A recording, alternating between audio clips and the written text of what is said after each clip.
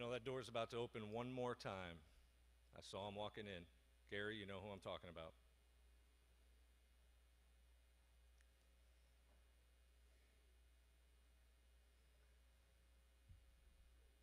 See? All right, well, hey, good evening, everybody.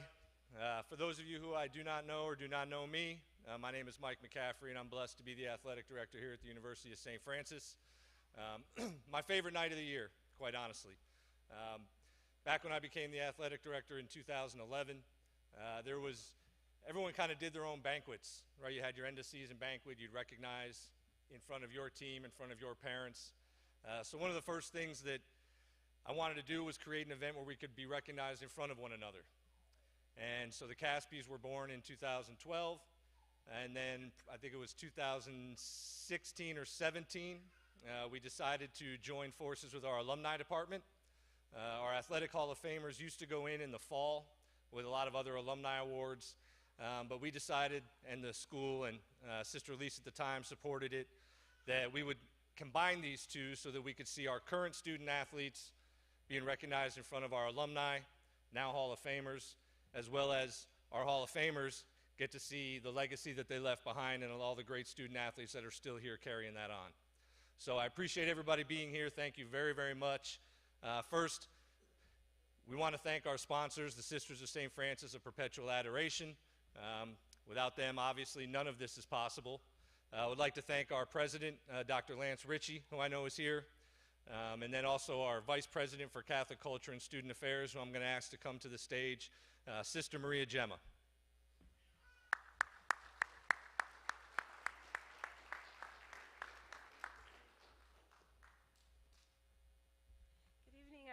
We're so delighted that you're here. Thanks especially to all of the friends and family who came to support the Hall of Fame inductees, our current student athletes. We're so proud of all of our student athletes and those who are alumni and represent the university so well. So I'm just going to start us off with a prayer tonight, if you would join me. In the name of the Father, and of the Son, and of the Holy Spirit, amen. Heavenly Father, I just offer you praise and thanks this evening for every person in this room. We thank you especially during this Easter season for the hope and joy that comes from the risen Lord, that emanates through our lives. We ask that tonight you just increase our joy, increase our hope, increase our faith. Lord, I ask that you bless in a special way all of those who came from a distance tonight, that you give them safe travel. Bless all of our friends and family who are at home, and bless those students who are finishing out this semester, that their final exams go well. And for those who are graduating and leaving the university, be with them throughout their lives. We ask this all in Jesus' name, amen. In the name of the Father, and of the Son, and of the Holy Spirit.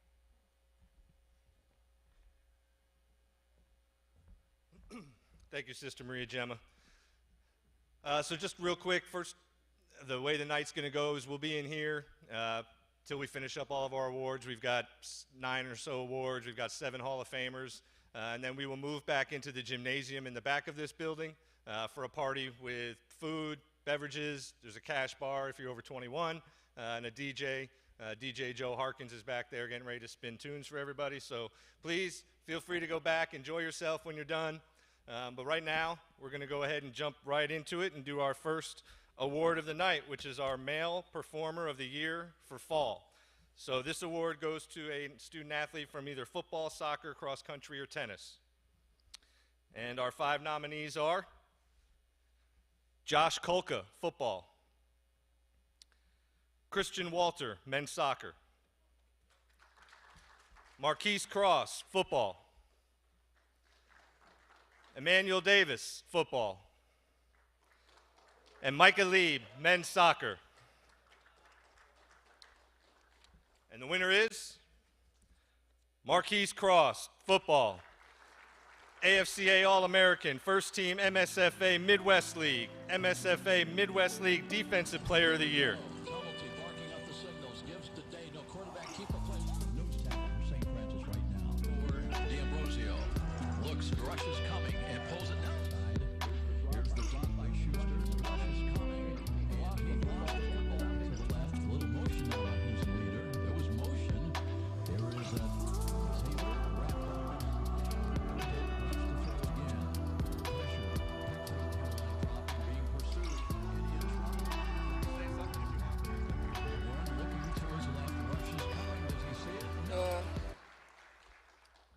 I just want to shout out to my coaches for when I came here 2023. I appreciate y'all for accepting me onto the football team, and I also want to shout out to my teammates for also bringing me into such a great family. And yeah, thank y'all.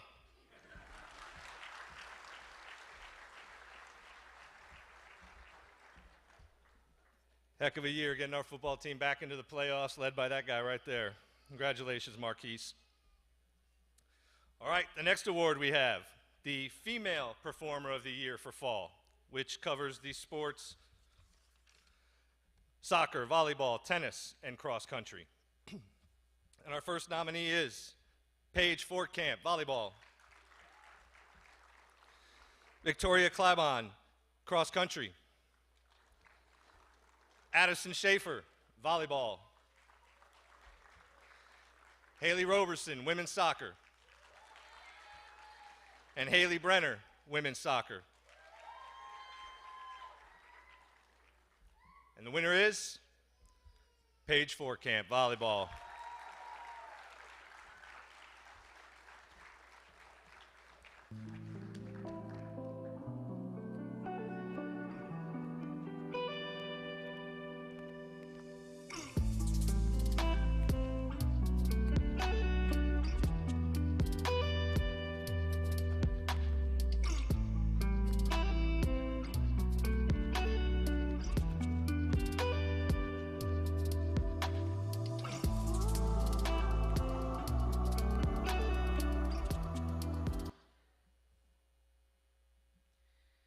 Alrighty.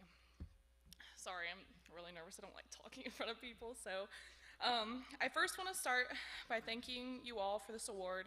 It's such an honor to represent USF Volleyball standing up here today. This award's not just about me, but it's about my team and our program. All our hard work and dedication pays off in the end. I can't be standing up here today if it wasn't for all of my teammates. And I just want to say thank you to the coaching staff, for Scott and Neil. They have developed me into the player that I was, and I couldn't thank them enough. They pushed me every day, whether I was at practice or in the weight room, and they had faith in me from the minute I stepped on the campus as a freshman. I also just want to give a thank you to my now husband for all the never-ending love and support he gave me throughout my volleyball career, and for my parents for all the support over 12 years that I played volleyball. Lastly, my biggest thank you of them all goes out to my sister, Tegan. Sorry.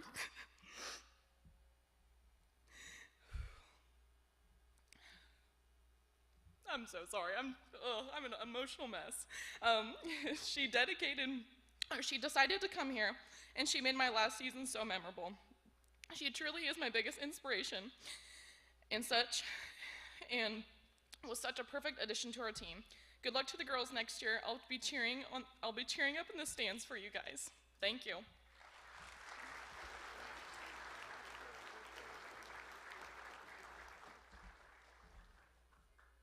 So there's probably a good reason why she had a prepared speech. It's the third year in a row she's won this award. I didn't read this part off, but AVCA All-Regional Team, Crossroads League First Team, and then on November 2nd against Bethel, Paige became the all-time leader in kills at the University of St. Francis Volleyball. So hell of a career. Thank you, Paige, for all you've done for USF Volleyball. All right, now we're going to get into some Hall of Fame. First Hall of Famer, I would like to first I'll read a little bit about our Hall of Famer, Karen Hernandez. DeKalb alum, set the program record in the 1,000 meters with a time of 3 minutes, 1.08 seconds in 2019. Two-time All-Crossroads League selection, top 10 times in UF history in the mile, 5,000 indoor, 5,000 outdoor, 800 indoor, 800 outdoor, 600 meters, 1,500 meters, and cross country.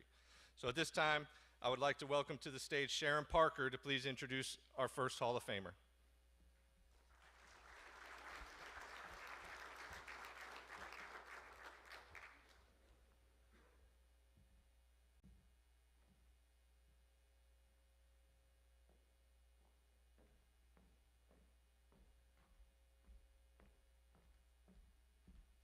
Good evening.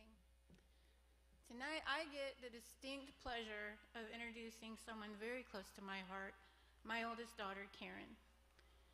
Now, he read off a whole list of all of her accomplishments, but I have to tell you this started when she was very little.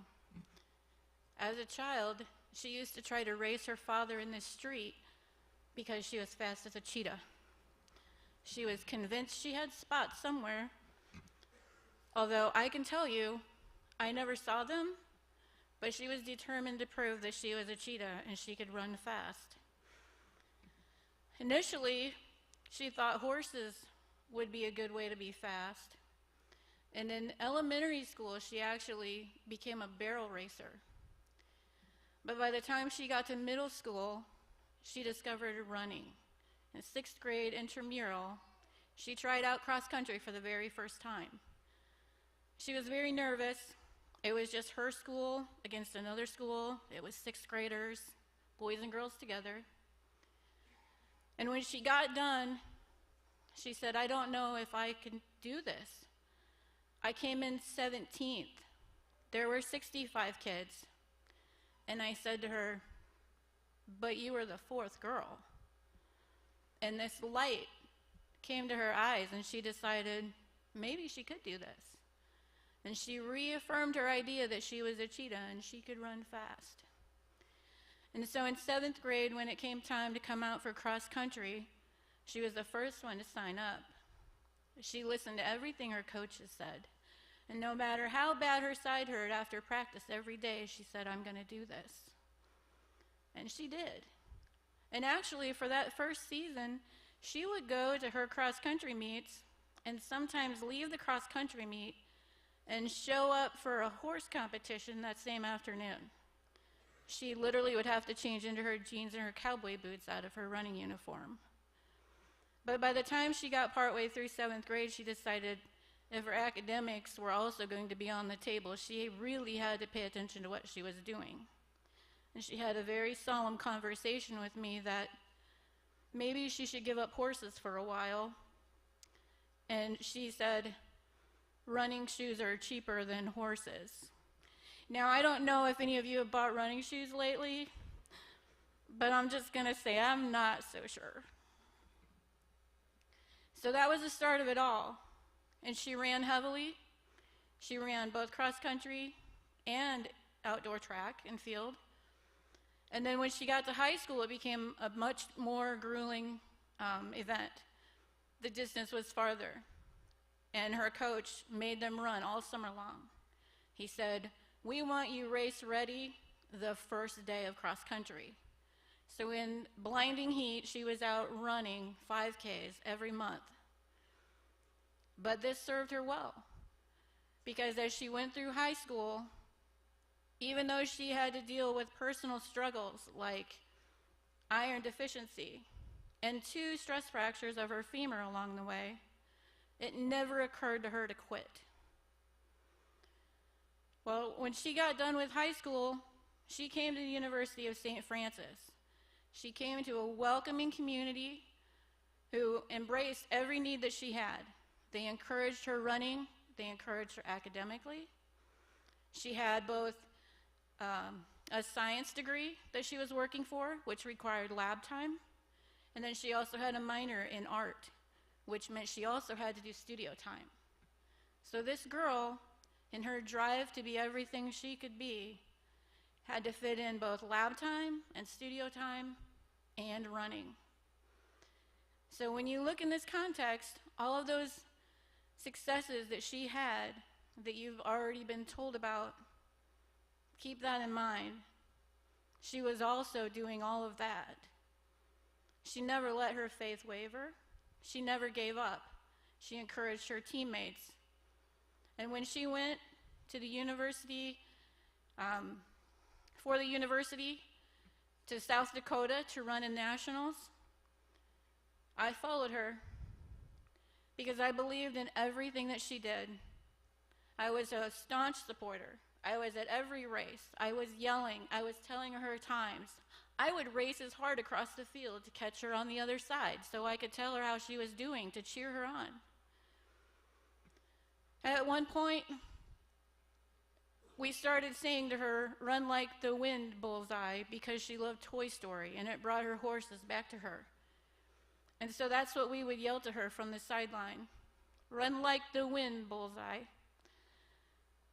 Well, when we went to South Dakota, there was no way I was going to miss it. Huge snowstorms, and at that time I was actually even raising a kitten that was less than a week old. And I had to figure out, how do you make a 14-hour drive with a kitten that you have to feed every 2 hours? And how, in the middle of winter and blinding snowstorms, do you keep a kitten warm in South Dakota when you can't take it in the arena? But all the girls on the team, they said, "We can come up with something." And so this kitten went along, and it became their mascot. And she was later named Cleo, standing for Cougars Lead Everyone Out. And that is exactly what my daughter has done. That kitten has now found itself a good home, but Karen found her home here with the Cougars. It's my distinct pleasure to welcome to the stage my daughter, Karen Hernandez.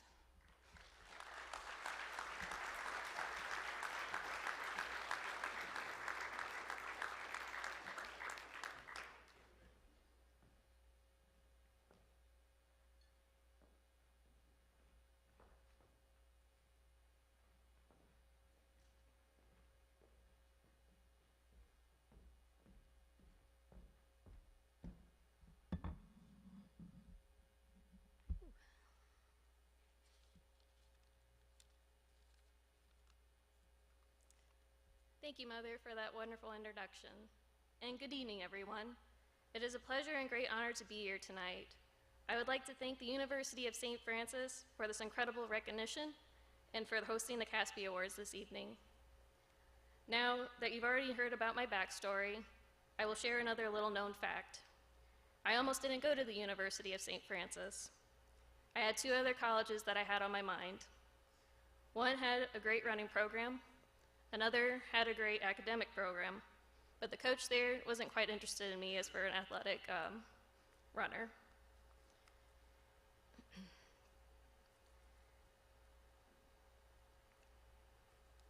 Days before I committed to one of these schools, I received an email from the coach at St. Francis asking if I would like to come out and take a tour. I decided to come out for the tour. I figured, what the heck? What harm would it do? It turns out it was one of the best decisions of my life that I made. I found my place at home at the St. Francis, both athletically and academically. Running for St. Francis was the most competitive my running career became. There are so many great memories I have of fun runs, grueling workouts, team bonding, and crazy race days. There is one memory in particular that will always stand out to me the most, though. It was the day of the indoor track meet at Indiana Wesleyan my senior year. It was quite a day for us as a team. Many teammates placed well that day, coming home with many personal bests. Our 4x8 relay had qualified for nationals, and our elation had us unable to see how the day could get any better. But it did. At that same meet, I later ran the 1,000-meter run. I was quite nervous for that. My hope was to get a personal best, so that's what I focused on from start to finish. And personal best is exactly what I did. What I did not realize, though, is I also hit the top standard for the national qualifying time, and then I also broke our school record. I was shocked when my coach had told me what I had accomplished, and my teammates started running in and hugging me and congratulating me. It was an unbelievable and joyous moment for me. In that moment, I realized just how wonderful the people supporting me were. My running career would not have gotten into that place that day without the love, encouragement, and dedication of the numerous exceptional people. With that in mind, I'd like to start by giving an enormous thank you to my biggest supporter, my mother. She showed up constantly, unwavering support, even through the difficult times. She accepted my performance, even on the bad days, without negativity. Her continual optimism and her ready hollers of "run like the wind" at every meet helped me maintain a positive attitude every day. Thank you for all that you've done to believe in my potential, Mom. Thank you to former coaches Corey Birchmeyer and Kyle Allison for working every day to make cross country and track the best that it could be. Their passion and dedication for the program sparked that drive in me to work harder and reach for bigger goals and to accomplish feats I did not know I was capable of. I would like to give another special thank you to my teammates for working alongside me every day with as much determination and effort as I gave, regardless of the time of day or the weather. My teammates were my family. We trained hard together and supported each other continually. Many of my lasting lifelong friendships from this college stemmed from the running program here at St. Francis. Being a student athlete taught me valuable skills: time management, compromise, hard work, punctuality, faith, humility. And I endeavored to share those lessons throughout my life. So thank you for this incredible honor with this induction to the University of St. Francis Athletic Hall of Fame.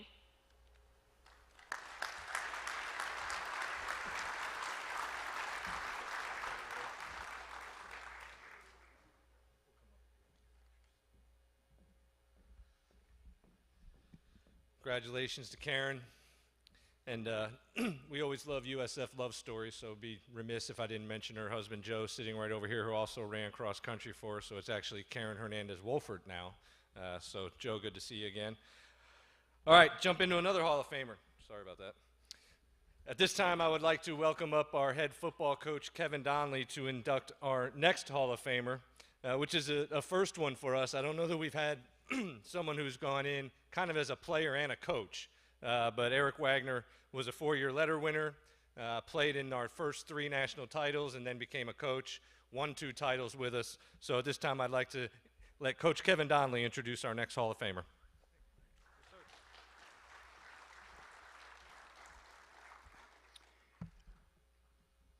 We recruited Eric Wagner in January of 2003. And he decided to come to USF, big offensive lineman. And I saw his son today, Liam. He looked exactly like you. I mean, I thought it was him. Flashback. There's something special about Eric. First time I met him. 2004, we moved to the defensive side. Lost a lot of weight. Was a great performer. Played on, I think, every special team. And he was a member of 4 years of undefeated regular season football teams, 40-0. Not many people can say that they've done that. 4 MSFA championships, 3 Natty games. In 2006, Eric was awarded the highest award that we can give in our football program, and that's the Silver Helmet Award. It's for character, it's for contribution to the team, coachability, academic performance, character, the whole package. You got to be something special to win that award, and Eric was a winner. I found out then that he had a desire to go into coaching. He said, "No, man, you're way too smart for that. You can do something else." And he said, "No, I really want to be a football coach." So I said, "Okay, we'll start you out here." He was a student coach, 2007, 2008. Worked with the defensive line and special teams. And I thought, man, this guy, he's really good. He's enthusiastic. He's a tireless worker. He loves USF. And so we had a full-time position open up in 2009 and made him special teams coordinator, D-line coach. He did extremely well. He took special teams and took it to a whole different level. And just did a terrific job. 2012, he continued the special teams coordination. Then he became co-defensive coordinator as well. From 2012 to 2019, he had that role. He performed admirably, believe me. 2016 and 2017, he was the guy that ran the special teams and getting co-defense for the 2 national titles, back-to-back national championships. And Eric was just something very special as a player, as a coach, and he is the only USF football player that has been involved in all 5 national championship games, 3 as a player and 2 as a coach. After the 2019 season, Eric was recruited by Frostburg State in Maryland to come out and coordinate their defense. And I thought, oh boy, this is going to be a big loss. But it was an opportunity to go to Division II. That's what he wanted to do. And eventually wanted to be a head coach. And it didn't take long for Frostburg to figure out that this was the guy they wanted to lead their program. He's been the head coach there the last 3 years. He's won nearly 70% of their games, and he's just getting warmed up. It was a real honor to coach him. It was a real pleasure to work with him on staff. He is one terrific human being. Love him dearly. Feel like he's family. He's got a wonderful family and supportive wife. And Eric, come on up here, man. Congratulations. If there's anybody who deserves this, it's you.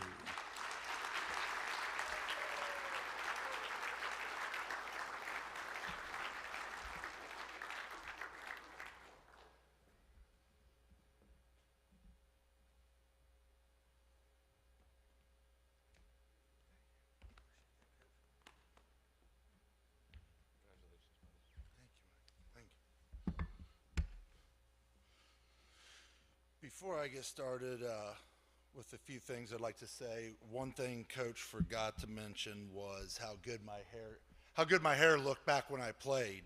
I don't know who was in charge of picking those photos, but nobody sent that to me. So I do want to start out by thanking Coach Donnelly for giving me all the opportunities in the world and the kind introduction. And Mike, thank you. I was here on staff when the CASPYs got started, so I remember how this thing started really little and what it's got to. So it's a great event. I appreciate that. I'd like to also thank my parents, who I'm fortunate enough that they're here. Dad, Mom, thank you. Mary and Jean, also, you guys made sure I had everything that I needed, football-wise, academic-wise, ran me to college visits, everything I needed, high school, told me I was a good basketball player, so I'd keep playing basketball as long as I did. When it all panned out, found out that I was actually a much better football player than basketball, so thank you so much. I'd also like to thank the rest of my family. Not all of them can be here. I have some brother in South Carolina, but I do have some that is here also. So I'd like to thank everyone, whether they came into my life after I got married or a sibling or anything along those lines. I've always been very supportive, and just being here for this means a lot to me. I would like to thank Coach Donnelly, but I'd like to thank the rest of the coaching staff, and I've seen a couple of them around here. I saw Coach Ivy back there, Coach Coates. I hope I didn't miss any other coaches that were floating around. But even not just those guys, the guys that I played for, guys that I coached with when I first started coaching, all the way through my time in 2019, they have all given me a little piece of advice here, a little piece of advice there, and taught me a lot going into this profession. So I thank you. My last thank you I'd like to say for my wife Natalie and my 4 kids, Hadley, Liam, Maverick, and Trey. The kids didn't know me when I played. My wife did.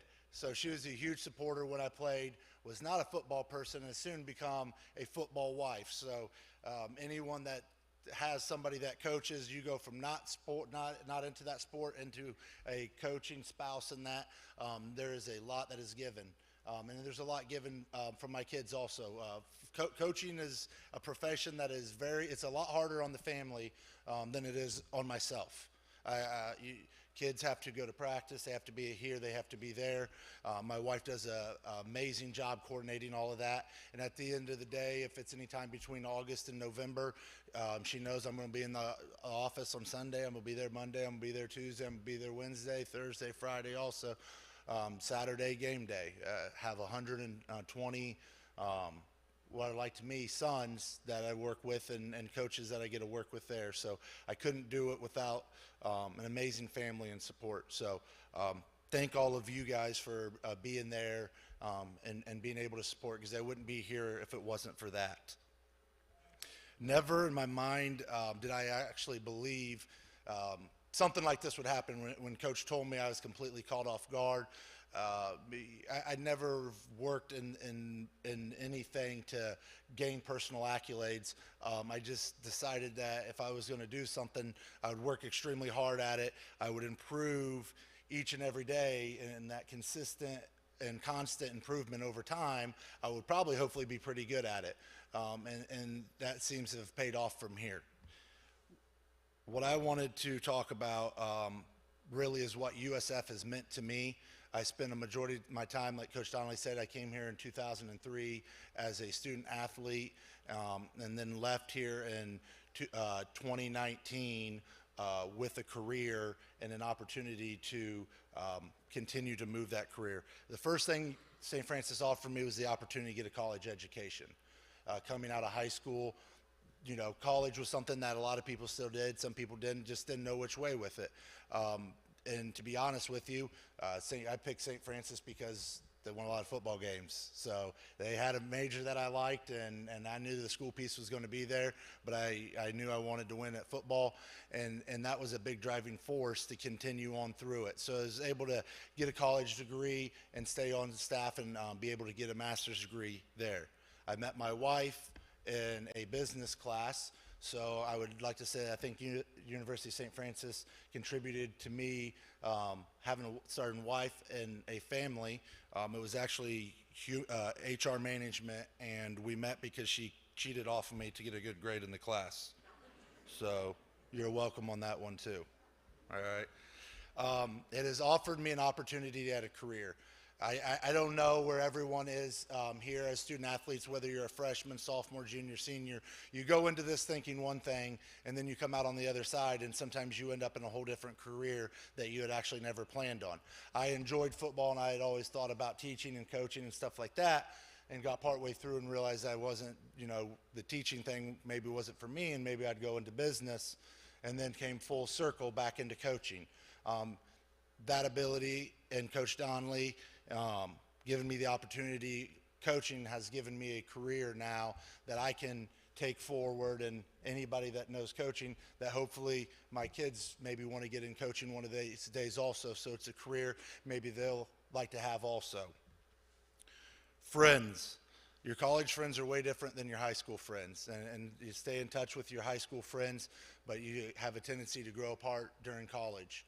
Your college friends are ones that are there forever. They're ones that they're at your wedding. They're ones that every time you have a child or they have a child, you reach out to. They're ones when certain things happen you're in contact with. They're friends that last a lifetime, and no matter how far away you live from them or how close you are to them, they will always be ones that you remember, and they will be some of your closest core friends. Sports, obviously, football. The life lessons that it teaches, the education that I received here was wonderful, but the life lessons that I received through being a student athlete is second to none. Being out of here for 17, 18 years, whatever it is now, I can remember a little bit that I learned in the 4 years of the classroom, but I remember a lot more that I learned at 6 a.m. in the weight room, and what I learned on a Saturday afternoon, and what I learned on an August day when you had practice and things like that, what you learned in the locker room with your friends and your teammates. Those pieces stick with you a long time. Finally, the last thing from here is, if anybody's been fortunate enough to hear Coach Donnelly speak on the fill your bucket, his motto, his mantra of no matter how big your bucket is or how small it is, you fill it with all your potential. People with bigger buckets that don't fill it up may not do as well as people with smaller buckets and smaller ability that overfill those buckets. It's something that he preached and talked about daily, and it's a piece that comes into that consistent hard work each and every day to get self-improvement. I've been fortunate enough to take something very similar to our football program out at Frostburg State, and our motto with it is earn it. We talk to our players about how you have to earn it. You have to earn the playing time. You have to earn the right to be out there. You have to earn your education. You have to earn your job and your first promotion. Everything that you do is going to be something that you earn, and when you do that, it'll be so much more fulfilling than if somebody just hands it to you, hands you a starting job, hands you this, hands you that. Because when you earn it at the end of the day, you get to look back and see the sweat and the hard work and everything that you put into it, and it's something of yours now. Those are many of the life lessons that I've learned here at St. Francis, and I hope many of you also learn those as you go along. Finally, I'd like to congratulate all the other Hall of Fame recipients tonight and all the other CASPY winners. And to all the other athletes, congratulations on doing something that'll impact you for the rest of your life and shape you forever. Once you're an athlete, you're always an athlete. God bless, and roll damn Cougs.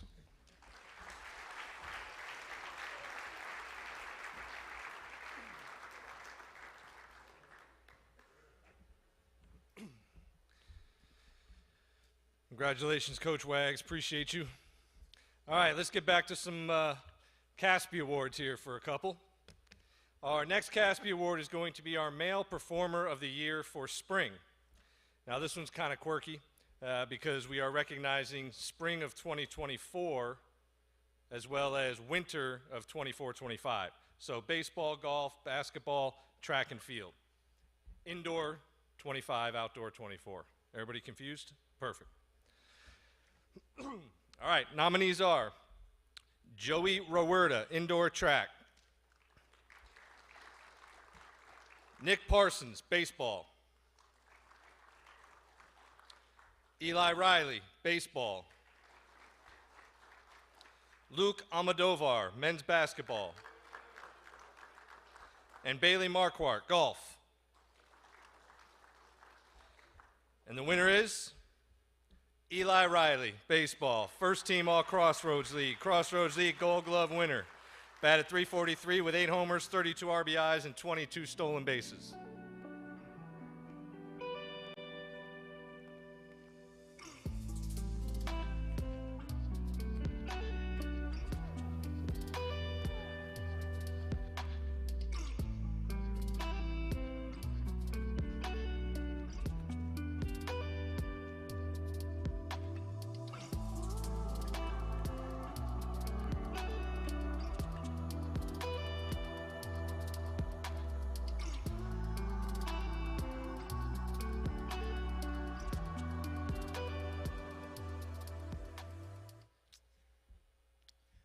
First of all, I just want to say thank you to my parents and my fiance.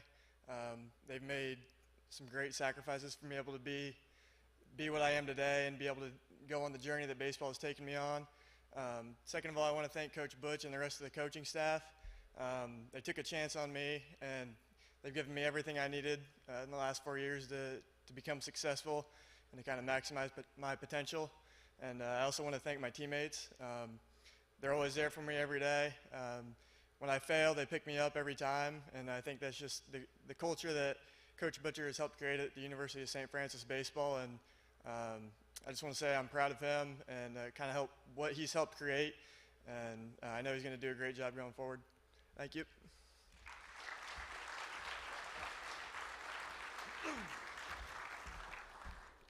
By the way, Eli's a catcher, and if you haven't understood the game of baseball as much and what impact a catcher can have, I would argue that every coach in our conference, when they play against us, they tell their guys don't leave first base because you're not going to make it to second. I mean, a cannon from behind the plate. And just the way that impacts a game, because our guys run like crazy, I'll tell you that.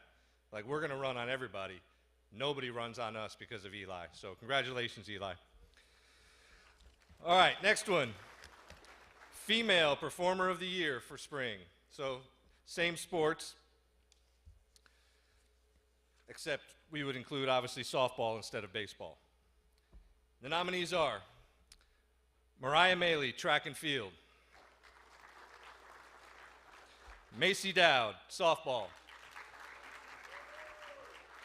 Hannah Borzema, track and field. Kiara Bahena, track and field. And Cassidy Crawford, women's basketball. And the winner is Hannah Borzema, track and field.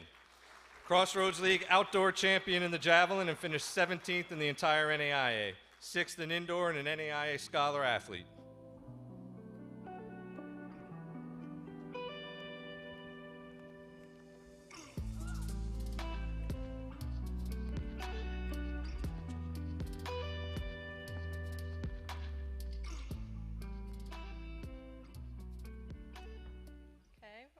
I'd like to thank my coaches for helping me and guiding me into this event with it being new for me and them.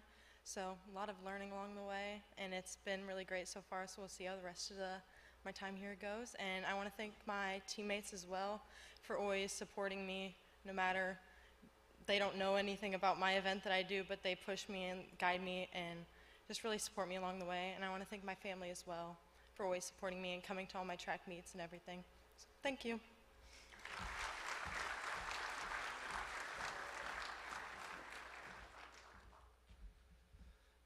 All right, our next Hall of Famer was a 3-time NAIA All-American, 2-time first-team selection. Finished the career 2nd in program history in points, 3rd in rebounds, and led the Cougars to a 38-0 season and national championship in 2014. And I'd like to bring up former USF women's basketball coach Gary Andrews to introduce our next Hall of Famer, Brooke Ridley.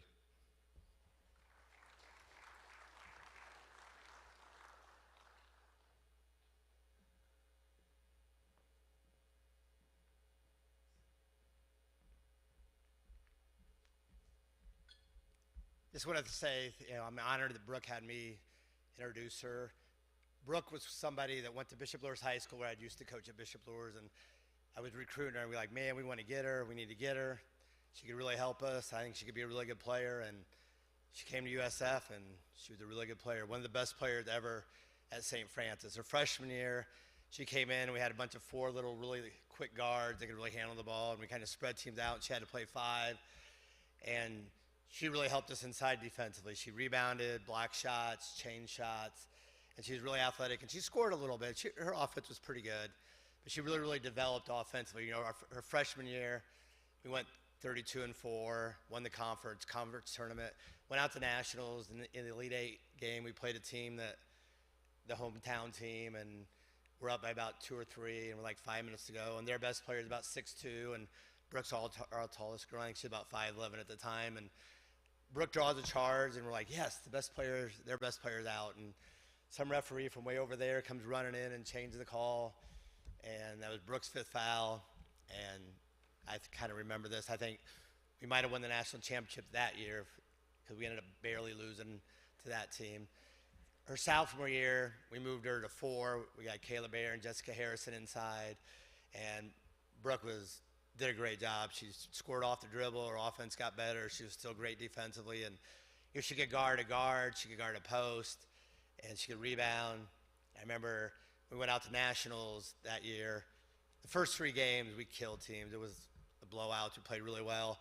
We get to the Final 4, and Brooke sprained her ankle. Doesn't play the rest of the game. We're able to survive, and we're getting ready for the national championship game, and we didn't even know if she'd be able to play. And her and Joe Bear did a great job working with her all night, and still, we go, well, we're hoping she's going to try. She plays well, win the national championship, and this is kind of a funny story. I was talking to Brooke. We were texting back and forth maybe a month or 2 ago, and she knows, man, my ankle was really killing me that night. I kept asking you to take me out. I go, really? I don't remember that.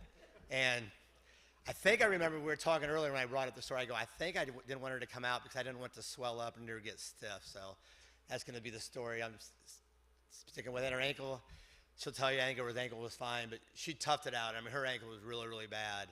And I think most people wouldn't have played, and it helped carry us to a 38-0 season.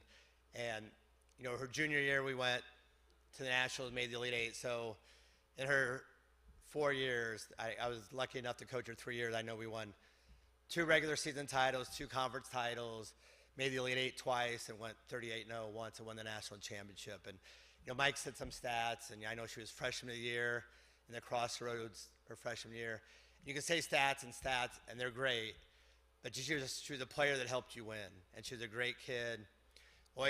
Never really had a bad attitude. We were really blessed to have her here at St. Francis. She did a great job, and I'm really honored to introduce Brooke Ridley.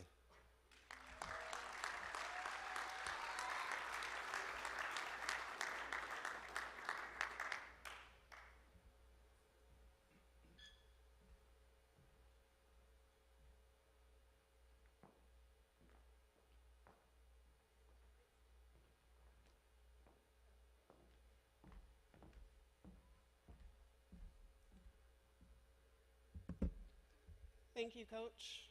Thanks, Mike. Wow, this is an incredible honor standing here today. I'm overwhelmed with gratitude, but I definitely didn't do this by myself. First and foremost, I want to give all the glory to God because none of this would have been possible without him. To my parents, thank you for your unconditional love, your sacrifices, your belief in me from day one, and giving up almost every weekend since 3rd grade to be in the gym. You were there at every game, every late practice, every tough loss, and every big win. Your support is the foundation of everything I've achieved.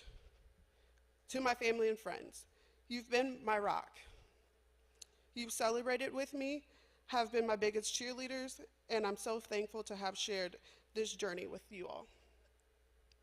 To every coach I ever had, thank you for pushing me, guiding me, and seeing the potential, even though sometimes I may not have seen the potential in myself. You didn't just teach me how to win games, you taught me discipline, leadership, and heart. To my teammates, this honor belongs to all of us. We sweated, laughed, cried, struggled, danced, and succeeded a perfect 38-0 season, including a national championship. The memories and friendships made are moments I'll cherish forever. To the community, thank you for lifting me up, whether it's in the packed stands or just words of encouragement or just believing in me. You played a huge role in my story. And lastly, my 3-year-old son insisted that I gave him a shout out. So, shout out Jackson, thanks for being Jackson. This Hall of Fame introduction isn't just about me, it's about everyone who walked this journey with me. From the bottom of my heart, thank you, and thank you all.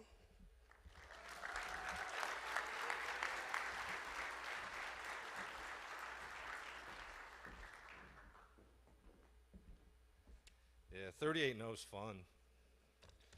Never been a part of that. That was a good year. We've had 4 national championships in here. 2 of them have had perfect seasons, and each one is unique. They're all different, but something about that team and getting to go out there. Appreciate you all making it to the Final Four so I could get out to Sioux City and join you. That was a fun time. All right, from the women's basketball team to the men's basketball team, someone else who knows what it's like to play in some national championship games. Our next Hall of Famer is a 3-time All-American, USF record for career rebounds, first Cougar and 24th Crossroads League player to amass 1,000 points and 1,000 rebounds, and has more than 1,900 points. At this time, I'd like to introduce head coach Chad Lacrosse to bring up our next Hall of Famer, Bryce Linnop.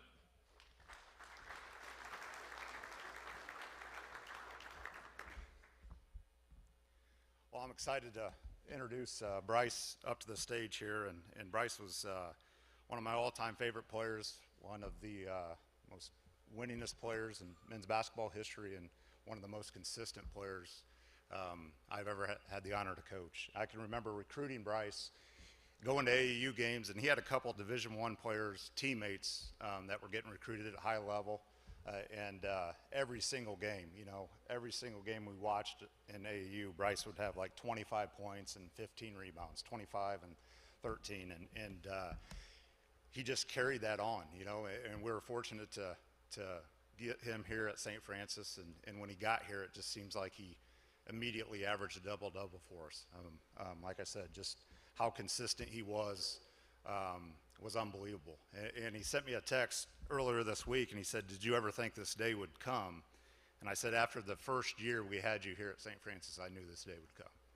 I mean, he's one of the most dominant players we've ever had inside, selfless player, great passer, just unbelievable, and one of 2 guys that have ever been named 3-time All-American here at St. Francis. So it's my honor to bring up Bryce and congratulate.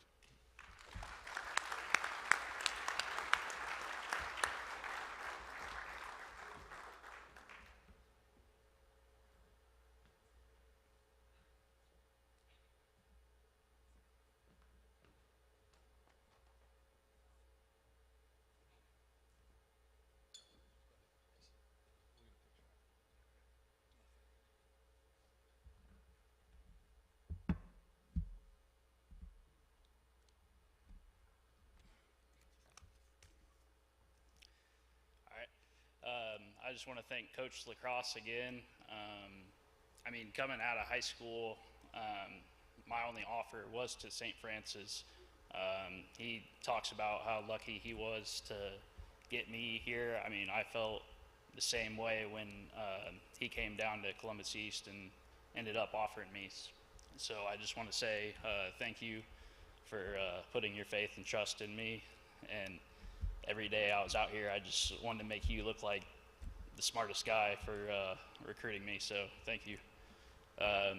Next, I want to thank my mom and my father just for all the love and support. Kind of like Brooke said, I mean, since 2nd, 3rd grade, I mean, basketball, there wasn't really an off season. It was, I mean, it's in a gym, so winter, summer, it doesn't matter. I mean, you're in there playing. My earliest memory of basketball was going to an IMAX theater now to see Michael Jordan to the max. So how many, just by a show of hands, how many people in here have been to an IMAX movie before? It's pretty sweet, right? So, I mean, if you're not a basketball fan or a sports fan, it'd be like seeing like Picasso paint, or it'd be like seeing the Beatles like in a sound booth. I remember just the theme music from the Bulls and seeing Michael Jordan, you know, take off from the free throw line or shoot a step back. That was just like, I mean, I was instantly hooked on basketball from then. I want to thank my brother. He's always been my biggest supporter. I remember going out to the national tournament my senior year, and he always used to like to get into the other team's heads when we would play them. So I remember him in I think he was in like a poncho and like a rice paddy hat, you know, just clapping and cheering, trying to knock off the free throw shooters' rhythms or saying something. And I can remember a guy getting up there. I think he was the all-time leading scorer in Michigan history, like over 3,000 points. And he just would clap, and he missed the first free throw, and he kind of looked up in the crowd like, who is this guy? Like, what? And then he missed the second one too, and it was just like, oh, he's got him. So that was just truly special. I want to thank my grandmother who couldn't be here today. Her and my grandpa, they put a basketball goal in their yard out on the farm just so I could be able to play whenever I came out there. My other late grandma that passed used to go over there when I was little. She had a goal in the backyard with all the neighbor kids. We'd play in the middle of the street, and it was call your own foul, which to anyone that's played basketball, that's usually there are no fouls. We would always watch the Pacers together growing up, and that's kind of where my love for basketball also took. Watching Reggie Miller, just remembering all those boom babies, like from when they played, and then the Malice at the Palace, which was also something different. But I can remember the first pair of shoes that I ever got for basketball after seeing Jordan to the max. My mother, she's a Diet Coke fiend. So anytime she goes to the gas station or somewhere, she's got to get a Diet Coke. but I remember her going in and getting a lottery ticket. We had went to the store earlier, and she told me to pick out a pair of shoes, and I picked out a pair of Michael Jordans. For a 7 or 8 year old, you know, 50, 60 bucks for shoes, that was a lot, so we couldn't have that. But I remember she got 2 scratch-off tickets at the gas station, and for some reason she handed me one and told me to scratch it off, and sure enough, won like 50, 60 bucks, and that's how I ended up getting my first pair of shoes, which was Michael Jordan's, which is crazy. Almost like fate, you know. But just all the AAU coaches, travel coaches over the years that helped me grow and develop as a player, and then getting here, Coach Lacrosse, Coach Cummings, Coach Martin, and then my sophomore year, Coach Hinney, Zach Welklin. I mean, when I first got here, I wasn't promised anything. I think my first interview or my first meeting with Coach, he told me he didn't know what position I would play, but there would be a chance for me to earn a role in a starting spot here at the University of St. Francis, and that's all I really wanted when I came here. So we walked down, and first drill, I remember he goes, guards on one side and bigs on the other. And I remember just, have you ever seen like Fresh Prince of Bel-Air when Will Smith's family like moves and he's just sitting there like, kind of like, where do I go? I think I even asked him like, which side do you want me on? And he told me to go down with the bigs. So that's how I got my start here. Inspirations, just guys, the bigs before me that were here, a lot of them were All-Americans, like Dejuan Sawyer-Davis, Scott Cohn, and then my teammates as well, Austin Fox, who was inducted into the Hall of Fame just recently, Kyle Sovine, who played professionally overseas, just so many great people that helped me along the way. Mike McCaffrey's support always coming to the games. I mean, I remember first 3 years I was out in Branson, he came out to Branson to support us.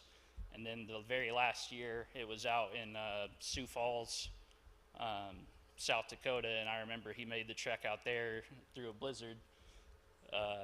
So just all the support from the faculty, all the training staffs here, students, I mean, all the alumni. It was just, I mean, this place is not a huge college, but it really feels like family when you're here. So I just want to thank you all, congratulate all the fellow Hall of Famers and the CASPY winners here. I just enjoyed my time here so much while I was here. Thank you.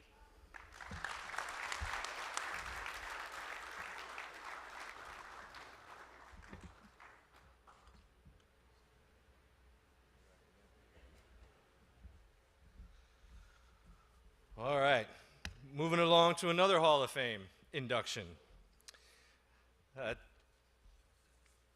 We had a couple that were kind of up in the air as to who was going to get inducted this year, and there were some coaches and I that were sitting there talking, and excuse me. What it came down to was I stood up in the room and I said, it's the most dominant women's soccer player I've ever seen in my entire life. It was that easy. It's the advantage of being an athletic director sometimes. You can pull rank, and the debate kind of ends when you decide who's going to go into the Hall of Fame. So right now, we have a 3-time honorable mention All-American and second program history in goals and points, and I'd like to bring up her coach, our former coach, who won a lot of games here for us, Christy Young, to introduce Heather Jones into our Hall of Fame.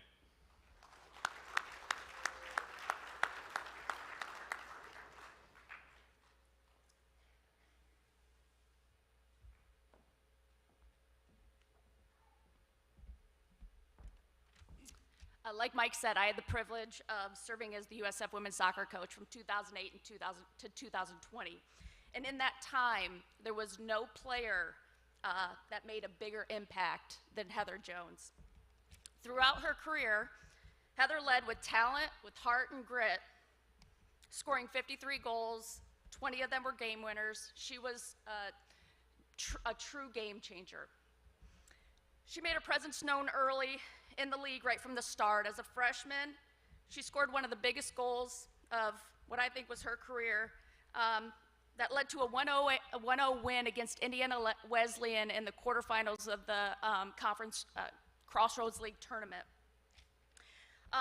It's difficult to play Indiana Wesleyan. It's even more difficult to go to their place, play them in a tournament and get that win. Very few situations rattled Heather. I think that may have been because she never took herself too seriously, but when that whistle blew, she was always the most determined to succeed. In her junior year, she scored one of 5 goals conceded by number 6 in the country, Spring Arbor, during Crossroads League play to tie a game 1-1 at their place. This was the number 6 team in the country, and only 3 teams had scored against Spring Arbor that year. We were one of them. Heather placed an amazing free kick in the back of the net. As a senior, she sealed an unforgettable overtime goal win at home against number 22 Mount Vernon under the lights with a perfectly timed header, sending the home crowd into a frenzy. I believe, we watched the video afterwards, I believe that Tammy and Greg, her mom and dad, were going crazy in the stands along with a whole group of individuals to beat number 22 in our conference. Every year that Heather Jones played, we beat at least one top 25 nationally ranked team and often multiple. Heather's leadership helped elevate USF's national presence, even earning us top 25 votes in the NAI national poll her senior year. She matched that excellence off the field, finishing her with a GPA of 3.7 and earning every academic and NAI Crossroads and Crossroads League awards that they could offer. Her teammates recognized her leadership too, voting her captain for 3 consecutive years following her freshman season. But beyond the goals, Heather made USF soccer fun. She brought a competitive edge, confidence to her team, and a lot of humor to everything we did, including one year showing up to fitness testing in a borrowed USF tracksuit while crushing every fitness expectation. I'm sure she returned that swiftly afterwards. And then there was a time she led an active warm-up, including walking lunges up and down an aisle of an airplane on the way to Hawaii during a team trip her sophomore year. I've got a lot more stories that I can't get to in this 3-minute introduction. I was fortunate to coach Heather during her 4 years at USF, and even more fortunate to stay in touch with her now. To USF soccer, she will always be Heather Jones, but since then, she's married. Tonight, she's here with her awesome husband, and Zach, and their 9-month-old daughter, Reagan. If Coach Newber were here, I know he's not here, but I would put 2043 on his radar, the graduate year, because that's, I think, when Reagan's probably going to graduate. It's my great honor to welcome to the University of St. Francis Hall of Fame, Heather Smith.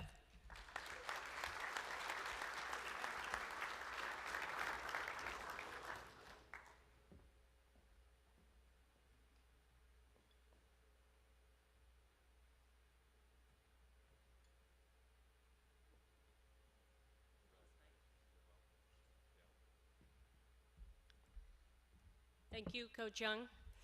First and foremost, I want to thank God for allowing me to stand here today. I want to thank the Hall of Fame Committee for this incredible honor. I am truly humbled and blessed to be inducted into the Hall of Fame at the University of St. Francis. I want to also congratulate the other inductees and athletes being recognized tonight for their achievements during their careers. There's no possible way I could stand up here tonight and thank everyone who played a role in my career. I would like to start by thanking some of the people here supporting me tonight, including my husband, Zach, my in-laws, Andy and Jane, and my sister-in-law, Maddie. I want to thank my teammates throughout the 4 years of St. Francis. You are my family here, and I built lifelong friendships that mean everything to me. One of those lifelong friendships is my best friend, Mackenzie. Thank you for being here tonight and for playing a huge role in my career. My teammates always pushed me, challenged me, supported me, and believed in me even when I didn't believe in myself. Every game, we played together as a team, and without my teammates, I wouldn't be standing here today. I want to thank all of my coaches throughout my time at St. Francis, including coaches Hopi Costello, Stacy McCaslin, Pat and Kelly Ohms, and head coach Christy Young. Coach Young, thank you for taking a chance on me and believing in me throughout my college journey. One of my favorite memories with Coach was when she had designed a corner kick play in practice. She swore it was going to work. It included the ball going between two players' legs and eventually somehow coming to me to shoot. I had told her that we should name the play NGW because I truly believed it was never going to work. Turns out it did work, and I did score a goal with that play. Coach and I's relationship was serious at times, but filled with a lot of laughter that I will forever cherish. Coach, thank you for always pushing me, for holding me accountable, and for helping me grow, not just as a player, but as a leader both on and off the field. Lastly, I want to thank my family. Thank you to all my grandparents who continued to make the drive when I played in college and for the continued support along my career. Thank you to my brother Kyle, who was always a trooper and came to every soccer game of mine growing up and throughout my soccer career. Kyle and I have always had a competitive relationship, and growing up I can remember countless nights in the backyard playing 1v1, usually someone ending up in tears. Thank you, Kyle, for always being there for me and for being a huge supporter in my life. Lastly, I want to thank my parents, to my mom, Tammy, who has taught me everything about the game of life, including how to be confident in who I am and what I stand for. You have been there for me through every step of the way, through the good and the bad, and for that I am forever grateful.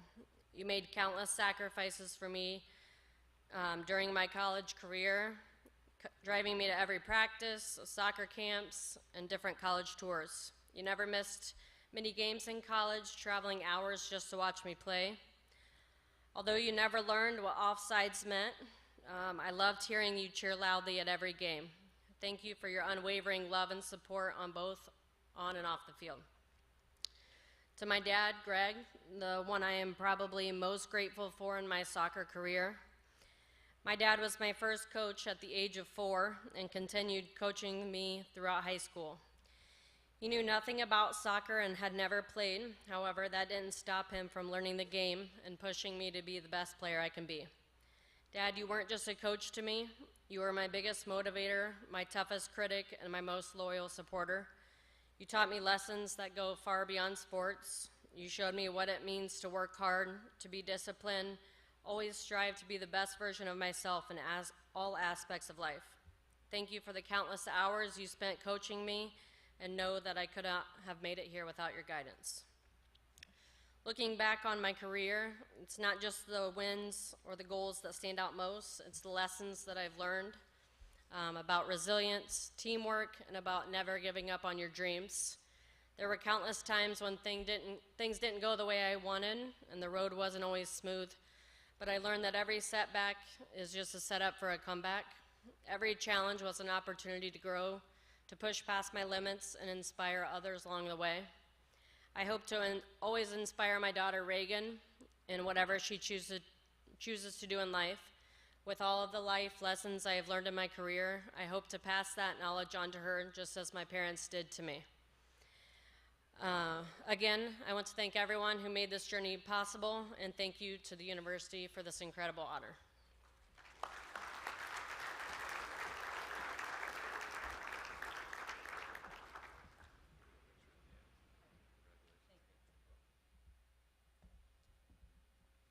Congratulations, Heather. All right, let's get a couple more CASPY Awards out of the way here. The next one we have is our Breakout Performer of the Year, who is a female. So this can be a first-year student with us, could be a freshman, generally someone who's in their first year, someone maybe who's been here a couple years and just broke out. So Breakout Performer of the Year, who is a female. Nominees are Rachel Bova, women's soccer. Tegan Fortcamp, volleyball. Callie Gregory, women's basketball.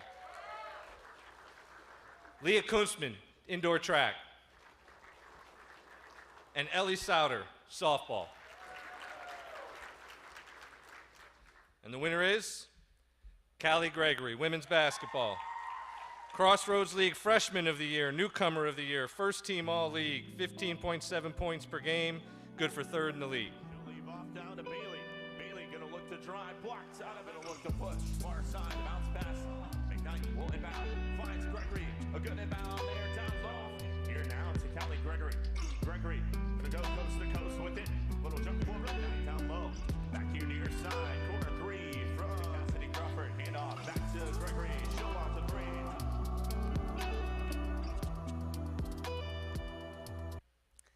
Hi, I just want to thank you for the recognition of this award, and I also want to thank my coaches, my teammates, and my family for always supporting me and believing in me, and I can't wait for the next 3 years.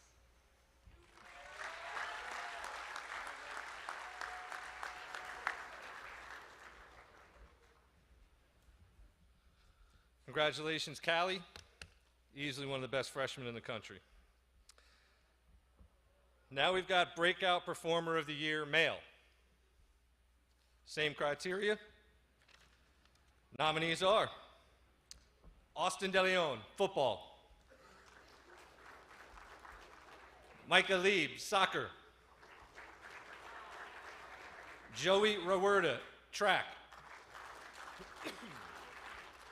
Robert Fry II, men's basketball. And Perry Stowe, baseball. And the winner is Joey Rawerda, indoor track and field. All Crossroads League, NAIA All-American, and national runner-up in the pole vault at the Indoor Nationals with a school record of 5.2 meters. Currently leads the NAIA right now with 5.3 meters and is headed out to the Outdoor Nationals next week.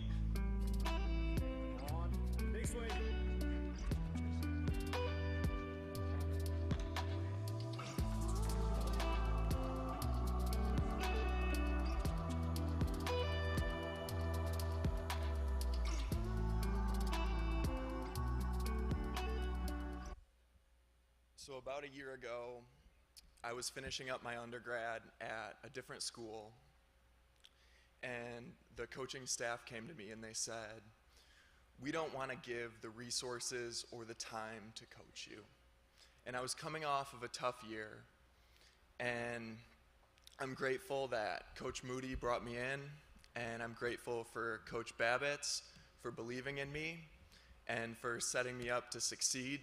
A wise alumni once said, "Every setback is a setup for a comeback," and I believe that.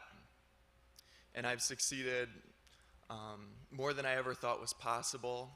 I'm really proud to say that the school record here is now higher than the school record at my old school. And I'm grateful to be valued at St. Francis. I'm grateful to be valued by the coaching staff, by my amazing teammates, and I'm very grateful for St. Francis. So thank you.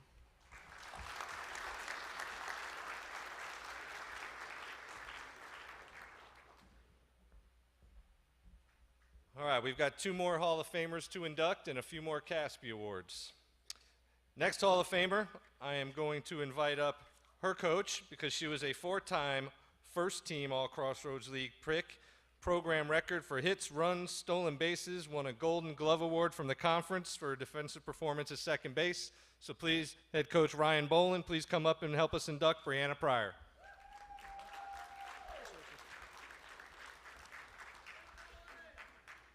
Thank you. It's been a long day already. Happy birthday, Bree, by the way. I'm just going to read, I'm a stat guy, so I want to get some stats out here.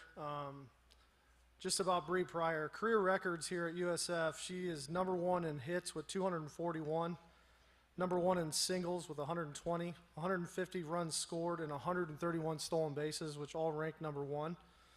She's #2 in career batting average at 394, 72 in walks with 612 at-bats and 185 games played. She ranks #3 in triples with 9 and 294 bases. She ranks #7 in RBIs with 80 and #10 in doubles with 32. She also has 4 single-season records, number 1 in stolen bases with 42, number 1 in walks with 24, number 1 in singles in 57, and number 1 in runs scored with 47. I did want to thank Sister Elise. It's been a long time. Bree and I talked about this. When you guys changed the speed limit signs on campus to number 13, we really knew it was for Bree when she broke the record. It might be for the other Hall of Famer as well, but we're going to stick with Bree and number 13. But it's my honor to bring up Bree Pryor for the Hall of Fame.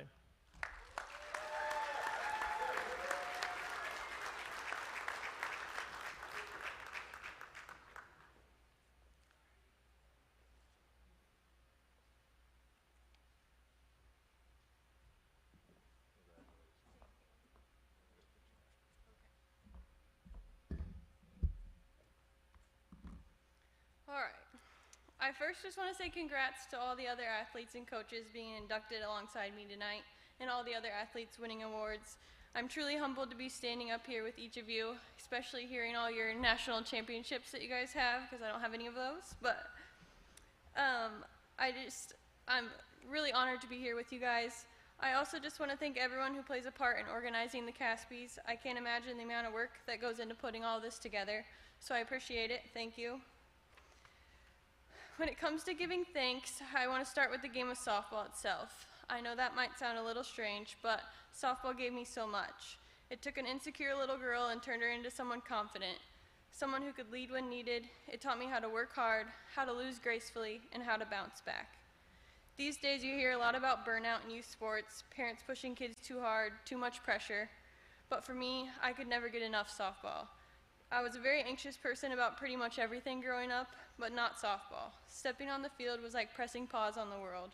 Everything slowed down, especially when I stepped into the batter's box, oddly enough with 2 strikes on me. I know that won't make sense to anyone else, but for me, that was peace. Where others dreaded practice, I looked forward to it. Those 2 to 4 hours were my escape, and more than that, they were time spent with my best friends. Sure, Coach tried to get us to stay focused, but let's be real, there was always some joke or prank happening in the background. Now that I'm in the real world, I realize just how rare that time was, just to be with your people every day, and I'll never take that for granted. Softball also gave me something I'll forever be grateful for: quality time with my dad. From long drives to tournaments, post-game food breakdowns, and endless hours of front toss in the cage, softball gave me all of that with him. To Coach Bolin and the rest of the coaching staff here, thank you for taking a chance on me. You had never even seen me play, but for some reason you saw something in me and gave me the opportunity. I'd like to think it paid off for both of us. Even though I'm sure I tested your patience more than a few times, you trusted me. You gave me the freedom to evolve as a player, and to this day, I still believe if I were stuck on the side of the road with a flat tire, you'd drop everything to come help me. To my teammates, thank you. Thank you for being the people who made every early morning, every jam-packed fan ride, every freezing practice, and every inning worth it. You're the ones who turned this game into something so much more. To the teammates who became lifelong friends, whether it was from coach's pitch or college, thank you for still being in my corner. You've been such a special part of my life, on the field and off, and I'm so thankful that softball brought you into it. I know everyone says that they couldn't have done this without their support system, but for me, that couldn't be more true. I could stand up here for hours and tell you about all the things my family did for me that helped me get to this point. Even the ones who may not have been at every game, you still sacrificed your time with your loved ones and allowed them to be there to support me. And that means more to me than I can ever fully explain. I'd love to thank my biggest fan, but the truth is that title is shared. Between my mom, dad, grandparents, and husband, each of them has earned it in their own special way. In all my years of playing, I bet I could count on one hand the number of games where I didn't have someone supporting me. Whether that was someone in the stands, watching on a live stream, or even getting play-by-play commentary from someone else, someone was always there. To my husband, from the 14-year-old kid who didn't know the first thing about softball, to the loudest voice on the sidelines yelling at the umpire for calling me out for leaving early. You've been by my side for 13 years, and you've never wavered, not once. No matter how big or crazy the dream, whether it was moving away for college or quitting my job right after we bought our first house so I could go on to get my doctorate, you've never hesitated. You've always stood up and said, let's do it. You've given me space to grow while supporting and pushing me every step of the way. To my grandparents, when it comes to being grandparents, you two are absolutely top tier. You made it to what felt like every single game I've ever played. Rain or shine, hot or freezing, near or far, you were always there. I'll never forget when my grandpa had heart surgery, which for most people would mean at least a few weeks of rest, but in true grandpa fashion, that just meant sitting in the car parked out in the outfield to watch my high school game. There was not much that could stand in the way of grandpa watching me play softball. And grandma, even when you told me if it's not more than 45 degrees, I'm not coming, I know you were still sitting in front of your computer watching the live stream or waiting for grandpa to text you updates every inning. Your guys' presence has meant the world to me more than I can ever fully express. Thank you for showing up always. To my mom, the one I call almost every single day, thank you.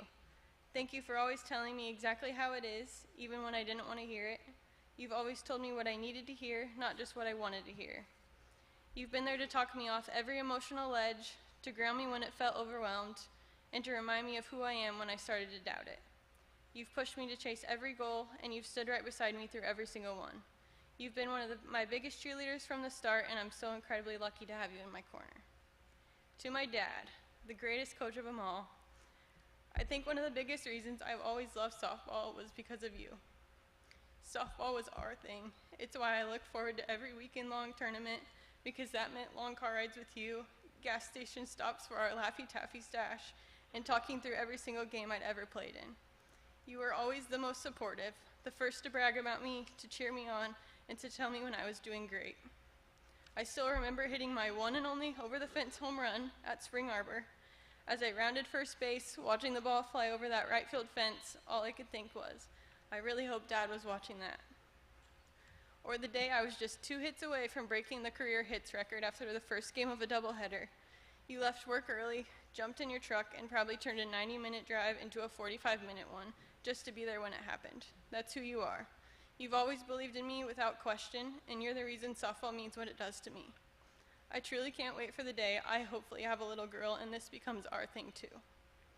So today, on my birthday, standing in front of all of you, I can't help but think of that 6-year-old little girl with a glove too big for her hand and a dream way bigger than she could understand at the time. I wish she could see this moment, because this is more than a Hall of Fame induction. This is a celebration of every person, every lesson, and every ounce of love that made this journey possible. Thank you all for being part of my story.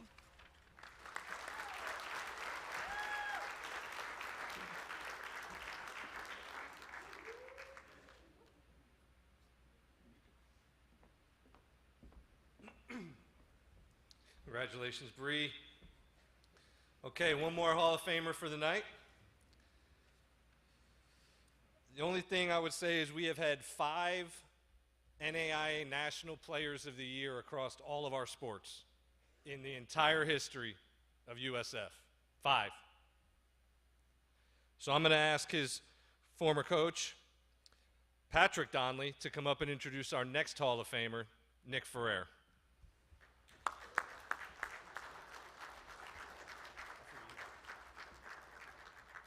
Thank you, Mike. Just a wonderful event. Like Coach Wagner mentioned earlier, I've seen the inception of this and where it is today. Just wonderful. Congratulations to Hall of Famers and CASPY Award winners. I know this is supposed to be a brief introduction, but I'm introducing Nick Ferrer. It's kind of a big deal. I've been given the great honor to induct the great Nick Ferrer into the USF Athletic Hall of Fame. No big shock that Nick is here, as he essentially is that first ballot Hall of Famer. I know we had that COVID year to kind of slow things up, that one year. Nick, he was the starting quarterback at USF, record of 40-2. 2-time Mid-States Football Association Player of the Year, NAIA All-American, the quarterback position in 2017, the 2017 NAIA National Player of the Year, and of course the quarterback of the 2-time National Championship back-to-back Cougars in 2016 and 2017. Needless to say, this day was inevitable. I want to talk more about Nick Ferrer, the person I got to meet as a young kid and see where he is today. And it's no mystery as to success he had on the field and the game of life. I first met Nick Ferrer in the spring of 2013 before his senior year at a camp in Noblesville. It was a combine camp with a bunch of kids from all over the Midwest there. And I'm seeing this guy, 6'4", got a big, strong arm. We knew about him, obviously, watched film. We were excited to see him in person, our coaching staff. And we saw something even more than the 6'4" frame, the big arm, and the quick release, the decision-making, the ball placement. All those things were certainly there. We saw a guy taking charge of the entire camp. I'm not joking. Talking to players that aren't his teammates from other schools and directing them to how to be better in each and every rep. We saw that as a coaching staff from a kid that just turned 18 years old before his senior year. I've never seen it since. I never saw it before that. Unbelievable. That fall, we were fortunate to get Nick on a visit to USF that fall for one of our home games. And I got to read this. It's kind of funny. I want to make sure I get this right. He attended a game where now the USF quarterback coach, David Yoder, was our starting quarterback that day. Nick, you're going to laugh at this, I don't know. And David threw two of the most egregious interceptions in the history of USF football in the game to seal the victory for Robert Morris that day. You remember that, Nick? I had to talk to Nick after the game, of course. He's our top quarterback recruit. I'm miserable. I wanted to get home and probably drink something. Miserable. And I wanted to see this young man and talk to him. And he found me after the game, drove by himself at 18 years old to his college visit to see us play. We proceeded to talk for about 2 hours about life, about football, and he knew in great detail the mistakes that Coach Yoder made that day in his decision-making. He drew it up and said, Coach, this is what he did, right? You're exactly right, Nick. I mean, it was unbelievable, the level of intellect, understanding of the game, but even more than that, he talked about his family and his goals, all the things that he wanted to do going at the next step, his senior year first and going into college. Needless to say, I was blown away by his maturity and overall presence. I knew at that point, I told Dad right after that meeting, I go, that's our guy. That's the guy. We have to get it here to USF. A few weeks later, Trevor Miller and I was our co-offensive coordinator with me at that time, went to see Nick play, the Westfield football team made all the way through the playoffs, played in the semi-state here in Fort Wayne against Snyder. And like a surgeon, just dissected Snyder that day. Nick was brilliant. It was a different perspective for Trevor and I to be at ground level and see Nick orchestrate that offense. And you're seeing an 18-year-old kid audible at the line of scrimmage, change protections, change plays, adjust routes with hand signals on the fly, and do it flawlessly. Something we've never seen ever, and we knew that was a very, very special thing. As signing day approached, later that fall, it was down to us and Marion, our rival, on where Nick was going to go.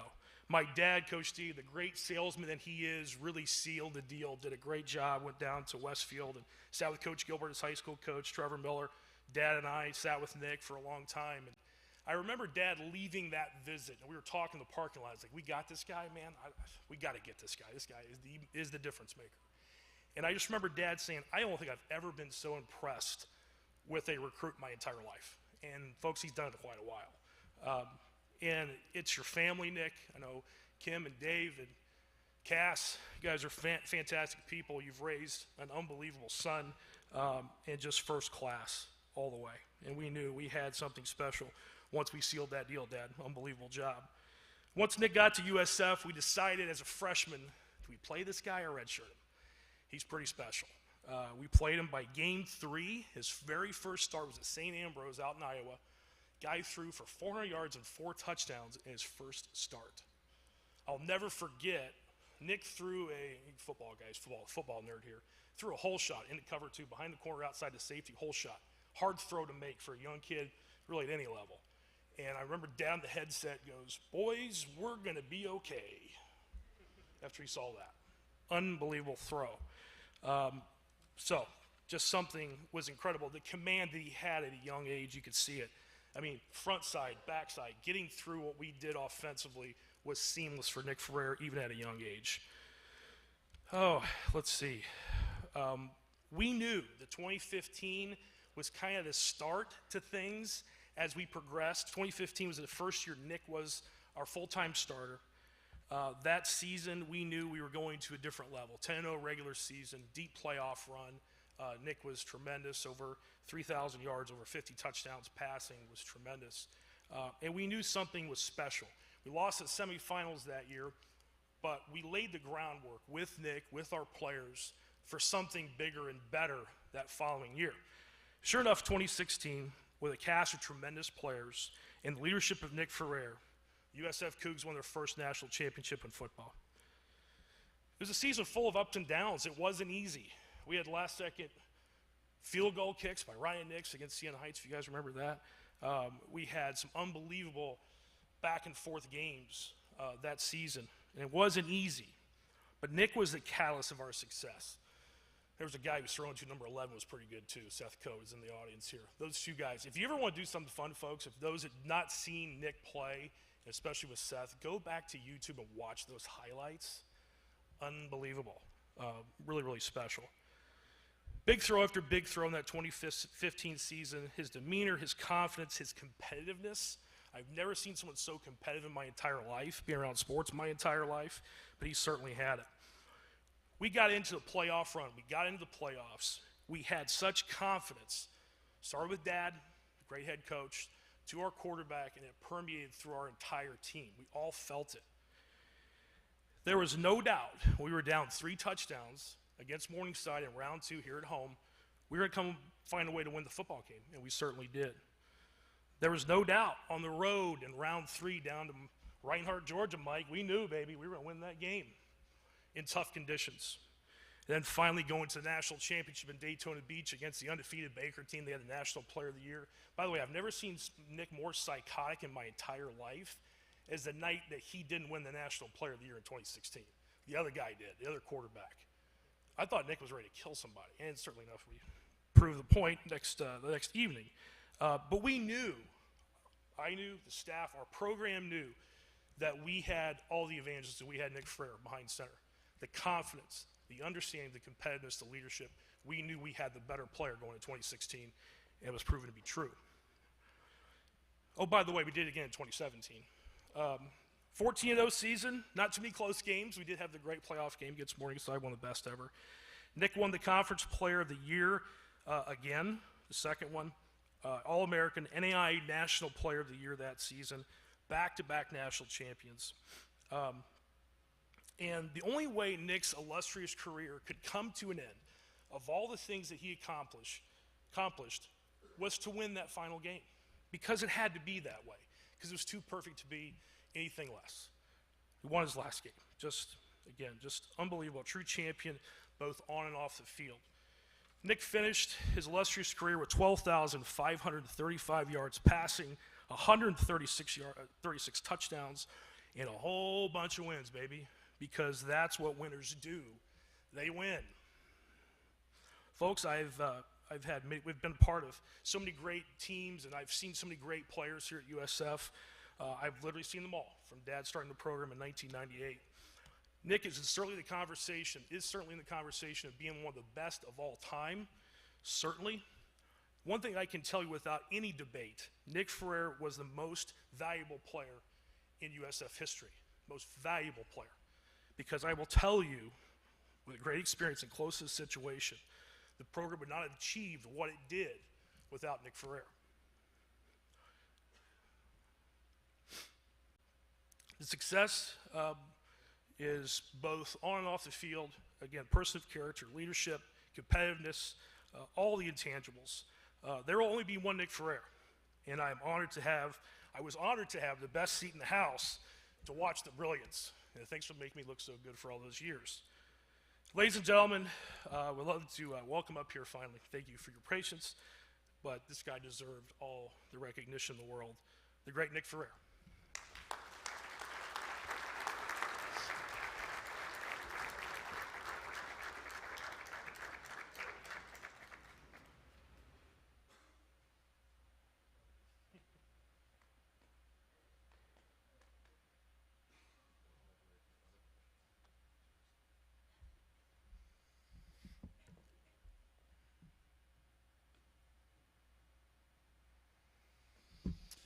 All right, thank you, Pat, and it was an honor to play for you and experience all the success we had together. You made such a positive impact on me and my family, and I owe a lot of my success to you, so thank you.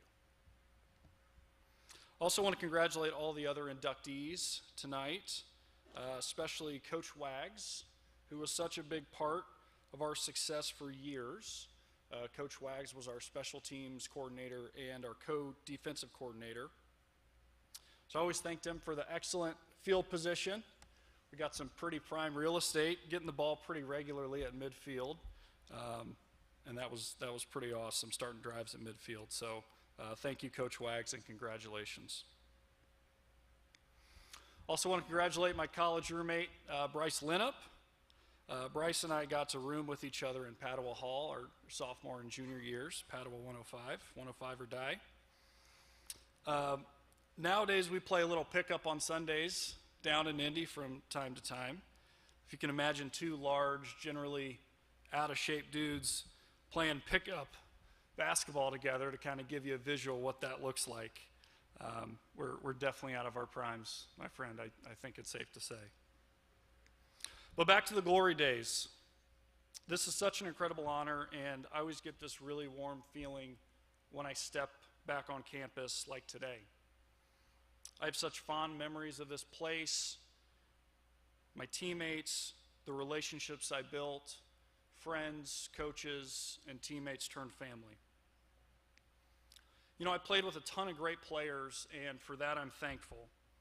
When you play on a two-time national title team, really everybody's great, right? There's no real weaknesses, there's no real weak points, no soft spots. But guys like Seth Coate and Lucas Sparks, to name a couple, recent Hall of Fame inductees themselves. Seth is actually here tonight, as Coach alluded to. And Seth, I just want to thank you for being really big, really tall, and really fast. Really good at catching. I might be biased, but I think we were the best duo in AI history. Your senior year, 26 touchdowns I got to throw to you. It's pretty cool, pretty special. Always remember those times. But the great thing for me tonight is, personally, is the fact that I am now officially teammates with some other Cougar greats. Guys like Jeremy Dutcher, Corey Jackway, Chris Bramall, Daniel Carter, and Coach Sherman, just to name a few. I mean, I can't imagine having Seth on one side and Jeremy Dutcher on the other. Just be unfair. Or a QB room with myself and Chris Bramall. It's fun to think about, for sure. And it's a great honor. But yes, I'm extremely honored to join this exclusive fraternity, and it's not something I take lightly. This is a very proud achievement for me and my family, and something I know that would not be possible without my teammates all those years. We had a lot of success in 2015 to 2017, and those were truly the best teams and guys and brotherhood, camaraderie that I've ever been a part of. I see this as a culmination of all that we were able to accomplish in those years, and I'm honored to have just played a part in it. And this is just further proof to my daughter Eleanor that her dad used to be pretty cool. Coach D, I know you got some more games to win, but it was an honor to play for you and wear the silver and blue. And now I'm grateful I'll get to wear it forever. Thank you.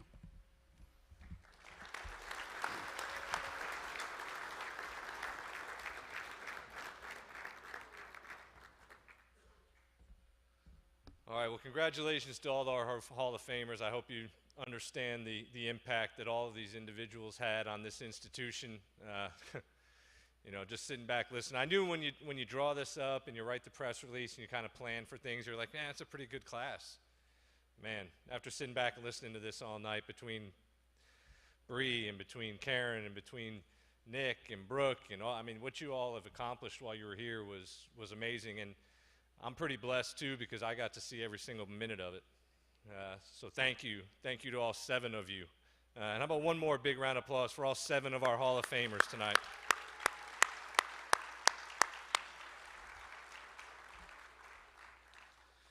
All right, so we've got a few more awards, and these are not nominee-based. So these were nominations from coaches to me in 3 different categories.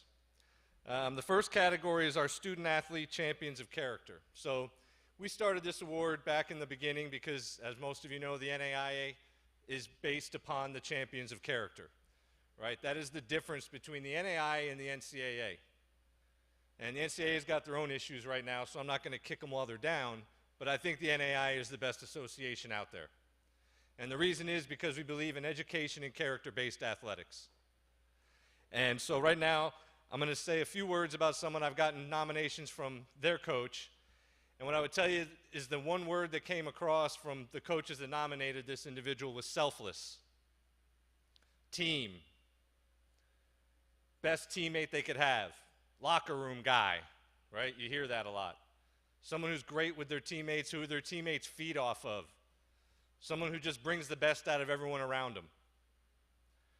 And so I remember a few years back, must have been 4 at this point, you know, we were in Coach D's office and we were kind of trying to figure out where the recruiting class was coming, and he mentioned, you know, hey, I got to go see this quarterback. And he set all sorts of records in high school, right? I mean, just running, throwing, just phenomenal. I'm like, that's pretty good, Coach. I can't wait to get him. And I knew the name because he had a brother that had already been playing basketball in our conference. So I knew the name already. So I said, oh, wow. I said, they're a pretty talented family. And so we end up getting this young man to come to St. Francis and starts as a freshman, plays as a sophomore, and then as his career is going on, some other competition has come in, right? It happens. And the amazing thing about it was you never saw a change in anything that he did on a daily basis. Like, not one. He was the same dude. Same leader. Same guy in the locker room. Same guy they were leading, but he just might not have been the first guy in the huddle. So when you walk in and you see a baby picture of someone in a locker room from their baby days, I've never seen that one before. You know there's an affinity in that locker room, and there's a rallying around this individual in that locker room. And I truly believe some of that led to the resurgence and the success that our football team had this year. So without further ado, this year's Student Athlete Champions of Character Award goes to Garrett Yoon.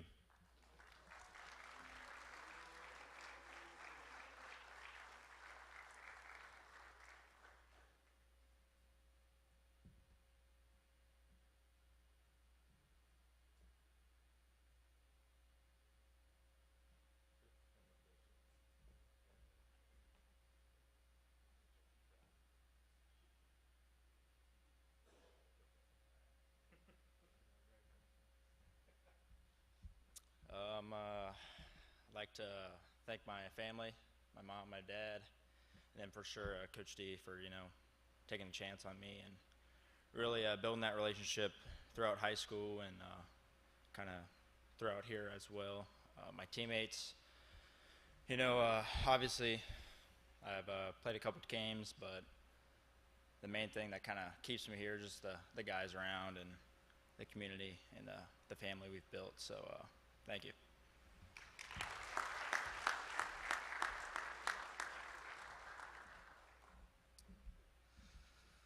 Congratulations, Garrett. Okay, our next one is a coaching award. So it's called the Jimmy L. Clark Coach in Spirit Award. And people from Fort Wayne may know who Jimmy Clark is. People who have been to this award show in the past know who Jimmy Clark is. For those of you who don't, Jimmy Clark was one of the most successful tennis coaches in the history of Fort Wayne. I think he won 37 straight sectional titles at Homestead. And we brought him here to be our men's tennis coach. We had a women's tennis coach already, but we started men's tennis in 2010. And so we brought on Jimmy, and we were going to start men's tennis, and he was going to be the coach, and Kristen, who's our current men's and women's tennis coach, was going to keep coaching women. Well, about 3 months after he got the job, Jimmy came down with stage 4 cancer. And I'm in my first few months as an athletic director. And they don't put that in the job description. Right? It's not, hey, by the way, as soon as you, as a young punk AD, you know, get the dream job of your life, you're going to have to deal with real stuff. And so I remember going up to Pine Valley where Jimmy lived, and Jimmy was a Jimmy Buffett fan. So his backyard was just parrots and palm trees. And I got to spend some time with him.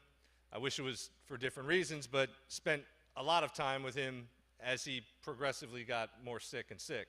And obviously Jimmy couldn't coach anymore. And 6 months later, Jimmy passed away. Took him too quick. He was a blessing for this community, was going to be a blessing for our tennis program for many years to come, and unfortunately never got to do that. But he was always about the kids, always about the kids. And that's why our Coach in Spirit Award is named after Jimmy Clark. So this year's recipient, I'll tell you, this is a fun one for me, because there's not often when you make a hire. I haven't hired all of our coaches here, right? We've been blessed. Our coaches stay here a long time, right? I haven't had to hire a ton of coaches, right? And that's a good thing. But I got to hire this one. And I remember when the transition happened and we were talking about him taking over. I didn't tell his wife that he told me he didn't really even need to be paid to be our head coach, but he did say those words to me, but I didn't hold him to it. Trust me, we pay him. But when you believe in somebody and then you see the fruition of it happen, it's a pretty cool feeling. So you have to change culture sometimes with what you're doing in order to achieve greatness. And what I've seen with this program is absolute culture change. We never used to get local kids to play for our baseball team, right? We had a lot of kids from Ohio. We had some kids from Southern Indiana. Had one or two local kids sprinkled in. You look at our baseball team right now, and it is loaded with local guys. I think 4 or 5 of our starters are Bishop Dwenger graduates that are all seniors this year and helped turn this program around and got us to our first NAIA postseason last year in school history. And we joke around a lot, but there's nobody that puts in as much time. No one puts in more time. All of our coaches put in a lot of time. I'm not going to slight any of them right now. But nobody puts in as much time and effort and love into their program, into their field, as him. And so it's my absolute pleasure to ask him to come up here and shake my hand and receive the Jimmy L. Clark Coach Spirit Award, Dustin Butcher.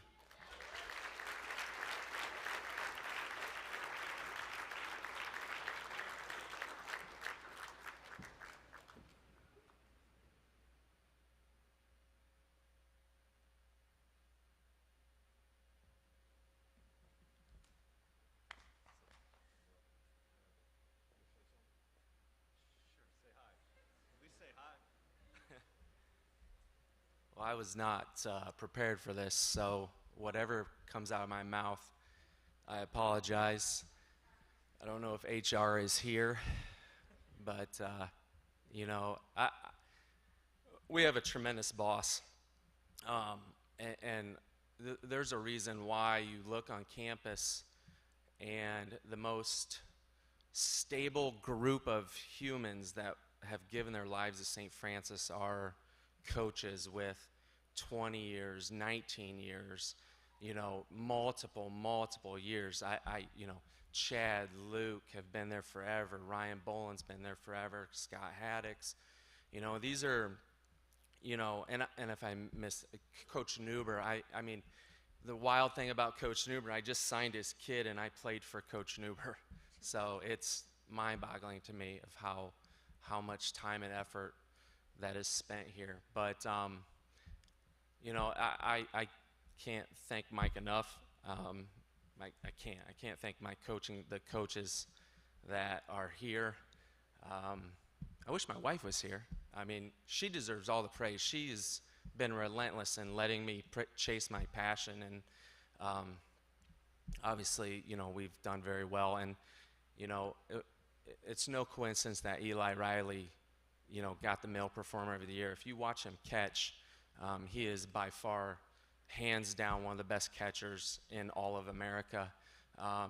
And it's funny because you have a really special kid when other coaches are recruiting kids and they're like, no, I want somebody like Eli Riley.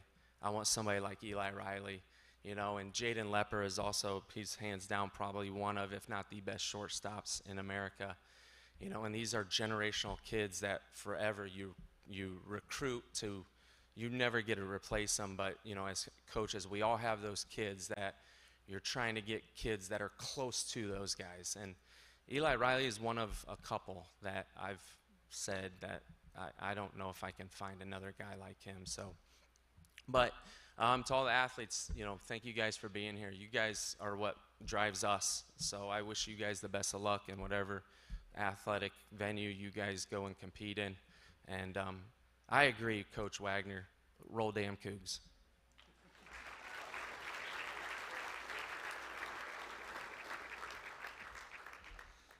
All right, a couple more. Next award, Dimitri Kaplanis Award. Dimitri Kaplanis was a football student athlete here at USF who was tragically taken from us in an automobile accident. He was a high achiever. He was a community-oriented student and just loved USF, loved the sisters, spent so much time in campus ministry, and was, I think, a 4.0 student. So we created this award to recognize another student who's a high achiever, not just on the field, not just in the locker room, not just with their teammates, in the classroom. And this year's recipient is a senior, and I think it's close to a 4.0, but was also one of the members of our first student-athlete leadership teams. And, I think back, excuse me, in 2021, when our men's basketball team was out in Kansas City, and we were trying to make a run and made it all the way to the Final Four. And I remember our three coaches, Coach Henney and Coach Lacrosse and Coach Cummings, kept watching their phones and running to laptops because they kept wanting to watch Black Hawk Christian make a run towards a state championship. And they kept telling me about this kid. Man, this kid, Zane, man, I can't wait. I think we're going to get him. I think we got him. And then he committed. And then so we're watching him. And then all of a sudden, he comes here, and I don't know him at the time. I don't recruit. But right away, he comes right up to you, Mr. McCaffrey, nice to meet you, constantly. Hey, Mike, how are you? Just always, my office was in Hutzel at the time, so I got to see student athletes a lot more. But always stop by my office, always wanting to stop in and say hey.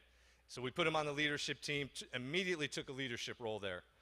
And just one of the most consistent, humble, and respectful young men I've ever met.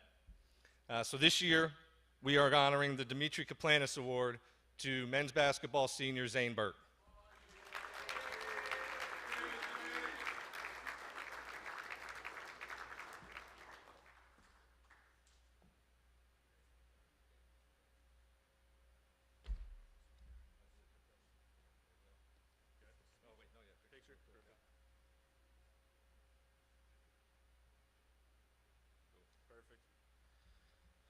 I wasn't expecting to speak tonight. I was getting ready for another speech earlier today, so we'll just kind of take some of that from the earlier speech. I want to thank Coach Lacrosse, Cummings, Henney, Coach Martin for recruiting me. I knew early on I was going to come to St. Francis, but I just delayed the process to commit till my senior year just to focus on basketball then.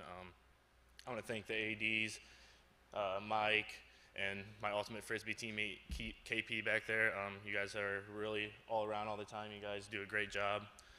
I want to thank my teammates for making it very easy to play for the University of St. Francis. We had ups and downs. It was hard through times, but everybody tried the hardest, and we fought through, and we became closer as a team. And I just want to, I'm glad I got to call this place home for the last 4 years. Thanks, guys.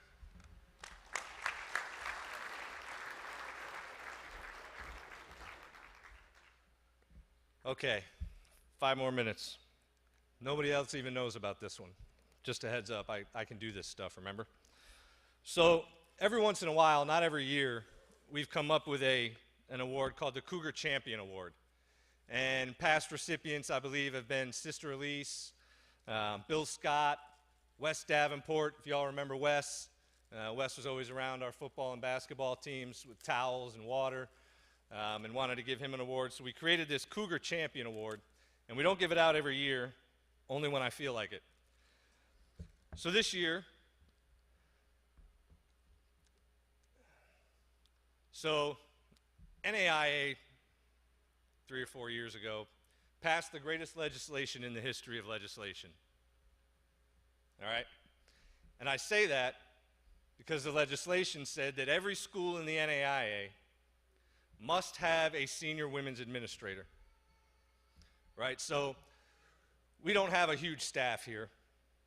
Right? We have, at the time, it was head coaches, me, and an SID. We weren't going to add assistant ADs. We weren't going to just add positions. So when the NAIA passed this, I got to walk into my boss's office at the time and say, hey, we don't have a choice now. I need an assistant AD. And so we went out and we hired one. Went into it not knowing what in the world to expect. Had some different candidates. My selection committee, it was an easy choice at the end. And, you know, there's certain people that come into your life, professionally, personally, and they bring you a calming sense. They give you confidence. It's hard being an AD without an assistant AD because I love every single one of my coaches, but I don't always want to open up to all of my coaches about all of my stuff, right? That's not easy to do. I don't want one coach to feel like I'm going to another coach more than I'm coming to them. It's a tough place to be sometimes. But when you get an assistant AD that you can trust, that you genuinely, immediately right off the bat, know that you have a connection with, and then find out that they are really, really good at what they do, it's a game changer. And I think every one of our coaches would tell you the same thing. Our department has improved exponentially over this amount of time. There's a reason why we are now launching a women's flag football team and already have 24 girls committed, by the way. There's a reason why our eligibility is handled the way that it's handled, even when the registrar doesn't want to do it anymore. There's a reason why we run the way we run, and it's not because of me. It's because I'm one of those people, and like a lot of you that are probably out there in professionals, what's the one rule, right? Hire people around you that are smarter than you. And I was blessed to be able to do that, and I'm honored. And she has no idea, and she may not say a darn word into this microphone because that's who she is. But please help me give a huge round of applause for KP, Kelsey Pasalia.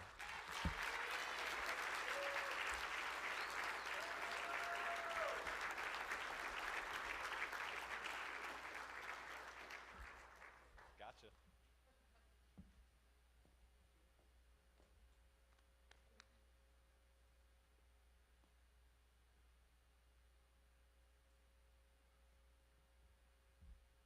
Whoa, that's bright. This is why I don't do this. Yeah, like Butch, definitely was not prepared. Not much gets by me around here, but this one clearly did. Very humbling. St. Francis has been home for the past almost 3 years. They've welcomed me in with open arms and loving hearts, and beyond accepting, and the student athletes, the coaches, the administration, Sister, Mike, you guys make this place feel like home, so couldn't be more than thankful for this. Thanks.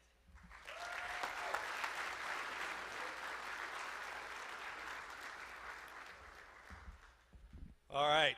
Well, that concludes our awards, concludes our Hall of Fame. As I said, if all of the Hall of Famers could come up one time for one big group picture of all our Hall of Fame before you get out of here, that'd be great. But the rest of you, if you can head either way and you can get to the gym, maybe a little quicker to go that way. But please, head back to the gym, get some food, get some drinks, listen to some tunes. Thank you so much for coming. Appreciate all of you. Go Cougs.